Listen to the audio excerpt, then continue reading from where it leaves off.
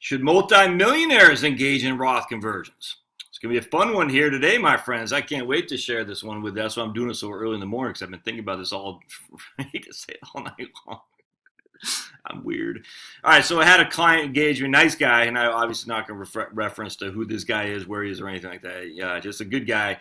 He's done quite well for himself. I think he's 62 years old, a net worth in excess of $20 million between himself and his wife. Just a great guy. American story, you know what I'm saying? He had a business. He sold the business. I can't remember. I just remember he's got a nice net worth. Significant assets in an IRA, $4 million for him, about $1 million for his wife, $900,000 or so. So it's not all in his name. It's in a lot. His wife has a lot of assets in her name as well. They set up an irrevocable trust. I think they have $5 million in that now.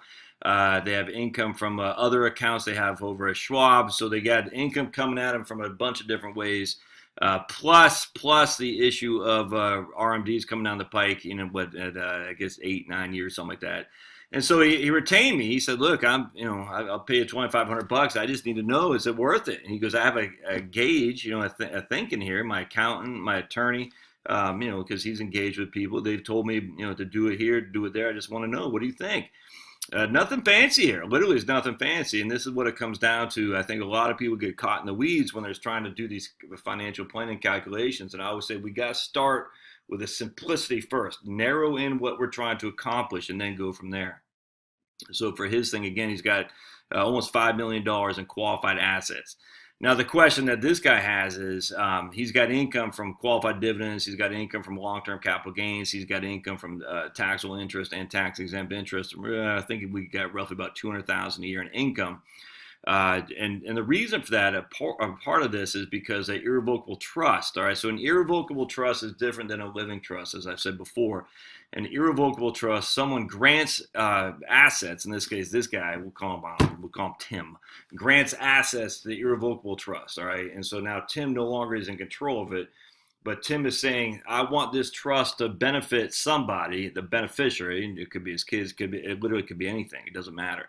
But I'm going to hire essentially a trustee to manage that. And the trustee, and this is why you don't want to do this unless you know what the hell you're doing, I'm telling you, because a trustee is liable to Tim. No. Trustee is liable to the beneficiaries. There's a cottage industry of beneficiaries suing trustees for feeling like they were not handled, the trust wasn't managed right. They bought Netscape instead of Apple, or what was the Gateway? Remember Gateway, the computer thing? Whatever, I don't remember. But anyway, they bought some stock instead of another stock, and they say you should have done differently, and I'm going to sue you, blah, blah, blah. Well, even worse, there was a lot of trustee, and I've seen this a million times a Sunday. How come I'm only getting $35,000 a year when my brother's getting $70,000 a year or something like that? And the reason for that is because the grantor of the trust, usually the parent, said, "I don't want Jane to get $70,000 a year because her history is that she sniffs it up her nose.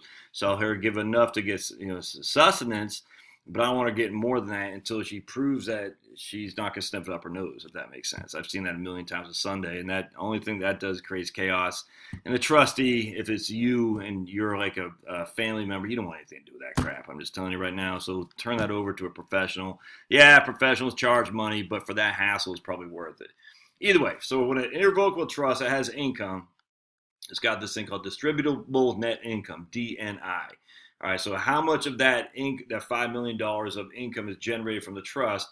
How much does it retain, and how much does it distribute? All right, because if it retains anything over, I think it's $12,000 on trust tax, $12,750. Yeah, so if it retains anything over $12,750, i.e., reinvest in the trust, it's going to be in the highest tax bracket there is. Which is crazy because you're like, whoa, that's not very much. The tax rates on trusts and estates are squeezed that if you don't send out the income that you've received on the trust, you'll be taxed high. And the reason for that is simple, because they want to encourage trustees to distribute the net income, thus distributable net income. So if they don't distribute it and it gets reinvested in the trust and it's above $12,750, it will be taxed at the highest tax rate there is. Not good. So in this case, a guy, like most irrevocable trusts, he says, "Look, I'll take the income off it while I'm alive." As something, it could be 5%, it could be $5,000. It used to be these 5 and 5 things, and I don't want to get too deep in that. But a lot of different things he could do with his with the income in terms of how he ascertains who gets what. All right, this is the grantor. He could say in the trust document, give me 5% of the assets as income. Give me literally. There's a litany of things he could do. Either way, he gets some of the money from the trust, and he has to pay tax on that. All right, so that's question number one. Where's the income coming from? Now, could he turn the income off to call the trustee, say, hey, this is Tim, I don't want the income anymore, send it to Janie and Bobby, my kids? Yes, absolutely. But it's, again, the trustee is the person who's got to ultimately make the decision, not the grantor. So in this case, Tim is the grantor. The trustee might be hopefully an attorney, and the attorney says, yeah, okay, we can do that, or no, we can't, for whatever reason. But remember, the attorney, the trustee, is on the hook to the beneficiary, not on the hook to the grantor. It's important to understand that. Other trust issues, you got principal and income. All right, so you got P&I. What is the trust distributing exactly? Is it distributing principal, which essentially is tax-free because it's a return on capital, or is it distributing income? And there's got to be accounting for how much the trust was distributed for principal and income. And again, as a trustee, you don't want anything to do that. If you're not doing this regularly, why would you don't be a trustee? It's nuts. All right. Especially on a young guy like this, he's only 62 years old. So this thing is going to be growing for many, many years to come. All right, so now the question comes to me. He hires me. He says, look, my accountant and my attorney both said I probably should do it, and I've been running spreadsheets and all that. What do you think? So we started running the numbers, and I'll share with you my thoughts. And I can't remember if I said that, but again, he's got $4 million in an IRA. His wife's got $1 million, a little bit less than that, but roughly $5 million. She's 61, he's 62. They're not taking Social Security yet, so the question also comes down to when should they take Social Security. And so let me show you what I did here. It's interesting. So what I started to do, I just did a spreadsheet. Literally, I just did my Right Capital software. I cut and pasted. I started with no conversions at all. All right, and now we're not including any net worth. We're not including anything other than the IRA or qualified account assets. That's it. That's all you. If you're really getting down to the nuts and bolts, the only thing that matters is your income and then your IRA accounts when it comes to deciding whether or not you should do Roth conversions and to how much you should do. All the other stuff is irrelevant. The Roth IRAs that they both already established, irrelevant. The taxable accounts he's got a Schwab, irrelevant. As long as what's not irrelevant is the income from those taxable accounts. So as long as those are made are in the income's all that matters. The actual taxable accounts don't matter, but in terms of is it $2 million or $3? I don't care. All I care about is the income from it, and that's a little bit sketchy because, and I'll share with you here a little bit why. But still, we need the income off that. I could care less about the value of the home. I could care less about the value of the irrevocable trust. I could only care less about the income you have coming in that you see is regular for the foreseeable future and your IRAs, qualified accounts. I hope that makes sense. Don't get too caught up. And I have this life insurance policy. I have a part ownership in this freaking building. None of that matters. You just got to focus like a laser beam on the only thing that matters, which is your income and your IRA qualified account. So what we've done here is we said, okay, he's got, as you can see here, this is his current accounts. At the end of 2020, he's got $4 million in an IRA, and she's got $915 in her 401k. This is his wife. We'll call her Jane. So we got Tim and Jane. All right, so you can see. So they have a total net worth, again, just for this account, of $5 million. All right, and so what we started doing is saying we're not going to do any Roth conversions at all. We're going to have your qualified dividends, which is $90,000, your taxable interest, which is $70,000. We're going to have your taxable interest and capital, long-term capital gain, which is some amount of money. I forgot. I think it's $15,000, something like that. And we're just going to say this is what we have at the end of 2020. We got $5 million total, and the bulk of that is in taxable, is in IRAs. Now, you do have a little bit of a taxable account here because you're not fully spending, and this is where it gets a little bit sketchy because you're just not exactly sure how much income will be spent and how much will be reinvested. So this taxable part is a little bit tough to say, but at the end of the day, what the software is going to show you is like, look, if you're not spending the income, it's being reinvested in this taxable account. So that's why they're saying they got all this income coming in. How much are they spending? Well, they're not spending the total amount, so we're going to reinvest it in the taxable account after taxes. All right, so that's what we're doing. We're saying we're not doing anything. We're just going to keep our $4 million or $5 million of IRAs. At some point, we're going to have RMDs, and this is when the RMDs are going to start kicking in, as you can see right here. Well, you can see right at 70, the RMD will start kicking in, and when that happens, the taxes are going to go way up. Actually, you'll see it over here. Oops, right there. So you see right here is the taxes. So here you got no Roth conversions. They're paying $17,000, and they live in a tax-free state. We'll just say Texas. $17,000 in total taxes in the year 2020, and $45,000 in the year 2026. And all of a sudden, lo and behold, they start paying significant taxes because required minimum distributions. All right, so the RMDs start kicking in. They get larger and larger and larger and larger and larger. As you can see, we're coming down here, and now we got $460,000 of taxable income because required distributions when they're 90 and 91. So if they do nothing, they'll end up paying $6.326 million in taxes, and there's no way to get a gauge of this for sure. We just don't know. And by the way, we're using a 45-55 portfolio, 45% stocks, 55% bonds, is moderately conservative. And the gross rates of return on that were 4.9. All right, so we're not swinging for the fences here. We're saying at the end of the day, you're going to get roughly 5% gross. Factor in inflation and taxes, you're probably netting 2%. But anyway, so as you can see, they pay $6.326 million in taxes with not doing anything. And when they die, they're going to leave $26,000 of total net worth, of which $4 million is in Tim's IRA.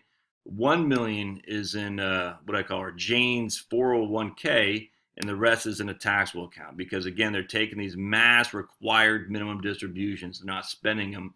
Instead, they're reinvesting in a taxable account. So $5 million of that $26 million is still going to be subject to income tax to their heirs. Now, we did talk about qualified charitable distributions, QCDs, which makes a lot of sense. If they were not to do any Roth, they should absolutely do some charity. They're already, I wouldn't say they're tithing, but they're already charitably inclined. So I'd say when you hit 70, start doing QCDs big time. But, again, that's neither here nor there because they're only 62 and 61. So this will go tax-free. The $21 million will go tax-free. This other one will not go tax-free to their kids. So we'll just say the kids lose 35% of this.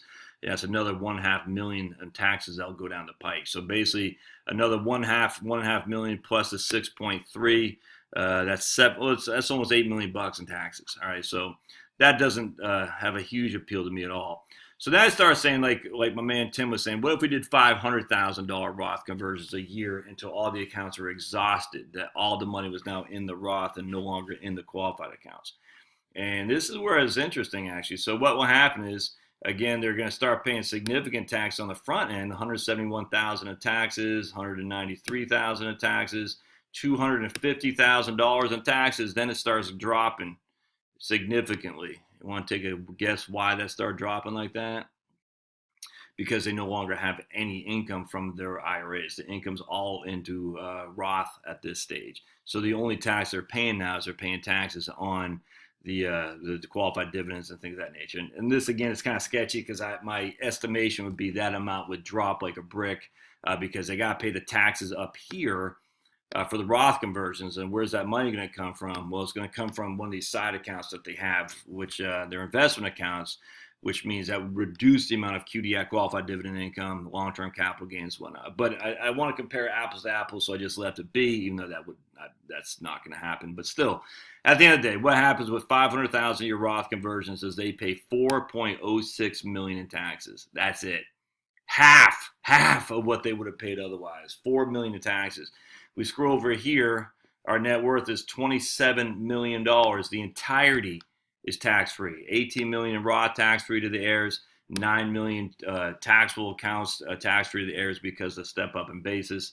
Now, and don't forget, this taxes that they pay, already assumes the long-term capital gains and qualified dividends that are being off this non-taxable brokerage account. All right, and I use a 2% dividend and I use a 5% turnover. So this taxes that they got right here, so they're paying $106,000 in taxes in 2044. The reason for that is because $6.4 million is in a taxable account with a 2% dividend and 5% turnover, i.e., that'd be a long-term capital gain. And I would even, again, I challenge that, but either way, I want to compare apples to apples. So here, they're leaving significant $27 million, all right, is being left, whereas before they left $26 million. They paid $2 million less in taxes, and on top of that, their heirs are going to pay another almost $1.5 million less in taxes as well. So essentially, they've lessened their taxes by half. They're still paying high, in the seven figures. Don't get me wrong, but from $8 million in total family taxation of $4 million and leaving more money. All right, so then I said, well, if we did $350,000 a year for Roth conversions until the IRAs and 401ks were exhausted, and here we find we have 4.573 million taxes, so a significant amount more than the $500,000 of taxes. $500,000 more in taxes, and our net worth is actually less. All right, so we have our net worth is 26.733 million, and we're paying 500,000 more in taxes, whereas before our net worth was 27 million. So essentially what we're doing is here, by doing 350,000 a year instead of 500,000, we're paying essentially 500,000 more in taxes, which is leaving 500,000 less to our heirs, if that makes sense. So the panacea here, in my opinion, was a $500,000 a year conversion, which is ironic because that's kind of what this guy's accountant thought, just from a rule of thumb. He wasn't using a science or a spreadsheet. He goes, yeah, why don't you do 500,000? And we crunched the numbers, and I'm in agreement with that 100%. Lastly, I said, what if we just did one fat conversion? The first year, just convert everything. I said, look, we're going to do $5 million in one big fat conversion. What's it going to look like? And what you'll see here is at the end of the day, we took why is that only 1.3? I might have to look at that again. And let me look at that again. Hold on just a second. A double counting for taxes when he did a one-time conversion. So let's see what we're looking at for a one-time conversion. This is like he's saying at the end of the day, Josh, I'm putting on my whole $5 million into Roth IRAs today. All right, and again, today would be 2020 because the software starts in the next year. So what would we look like there? So let's take a look, and we're going to equal, let's get right there, equals sum right there. So in this case, he'd pay 4.246 million in taxes, which is a little bit more than if he did 500,000 a year. But let's take a look at the net worth, shall we? And you can, let's see. All right, so here, 25 million in net worth. That's interesting. Now, what's going on here is a couple things happening. We're going to take the taxes from the account because I wanted to keep it apples to apples. So I'm taking the taxes from the $5 million. He's going to pay $1.8 million in the first year taxes. I'm taking it from that because I didn't have the other account listed, which was deriving him his income from it, which he would actually pay the tax on. So it's not quite apples to apples, but it's about the best I can do. Yeah, it doesn't look all that attractive to me. At the end of the day, the tax got to come from someplace, all right? And so it doesn't really matter if it comes from, in this case, the account, or it comes from outside the account because they're both growing at the same rate.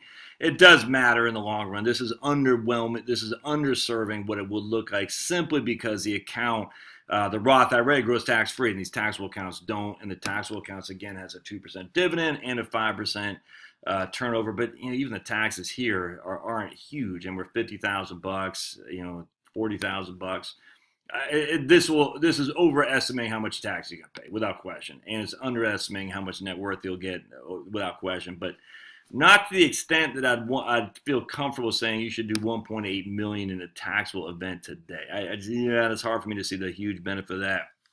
Now, I will grant you, if we do 500,000 or even 350,000 a year on Roth conversions, his income is going to put him with high Medicare premiums. So his Medicare premiums are going to be quadrupling, and if there's ever a change of the tax law, which I can almost assure you there will be, his Medicare premiums for the next from now to the next 12 years.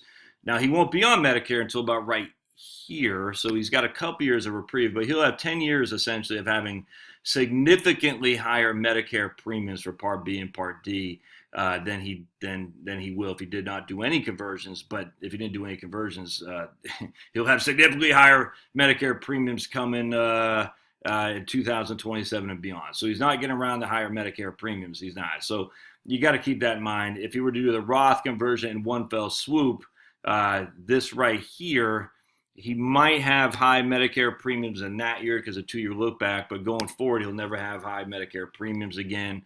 Most likely. Just so you got to keep that in mind. You also got to keep in mind the income from Roth conversions will make his qualified dividends taxable, his long-term capital gains taxable. He's got so much net worth. I don't think he'll ever be in a 0% tax regime where he's not paying any taxes on qualified dividends, long-term capital gains. So I don't think I'd be favorable of doing the one fell swoop thing. I don't. I like the 500,000 a year, recognizing he'll have to pay higher Medicare premiums, but there's no getting around that. If he does no Roth conversion, he's not paying higher Medicare premiums. I mean, he's going to pay higher Medicare premiums anyway, just not. It'll just be down in the future once R&D start kicking in, and then there's going to be brutal. And then on top of that, he'll never get away from it. I mean, it will be forever ingrained to the tax law. And the tax laws, I'm telling you, it'll be more and more means testing on Medicare because they don't have any money, man. So I would do, in this case for my man Tim, and this is what I was telling him, I would do Roth conversions to the extent of $500,000 a year, and I'd wait till I'm 70 to take Social Security. No reason to take Social Security now while you're doing mass Roth conversions. Obviously, you can't wait till you're 72, but by the time 70 kicks around, he won't have that much money left in IRAs. He'll have about another 4 years or so. Yeah, 4 years before he's fully maxed out of doing Roth conversions. And then I tell you, everything won't be tax free because he's still gonna have pretty significant qualified dividends and long-term capital gains, but he'll still be well within the category for no Medicare premium taxes. He won't pay 20% plus the Obamacare 3.8% surtax on net investment income. He'll still be low enough from an income perspective that he won't be subject to higher tax rates because the whims of the politicians. So, rich people, you should still do Roth conversions, man. This was very informative to me because initially I went in there, I said, I don't think you should, Tim. I didn't say that. I said, I don't. You got to. Again, I went in there as default. I normally tell people the default should be you should do Roth conversions. For him, though, my default was you should not. And now I've since changed my thought on that. He should absolutely do Roth conversions. 500,000 pop. And that's my story. So again, if you like what you see, smash and subscribe, and we'll see you next time. Love to hear your questions on that. Thanks now.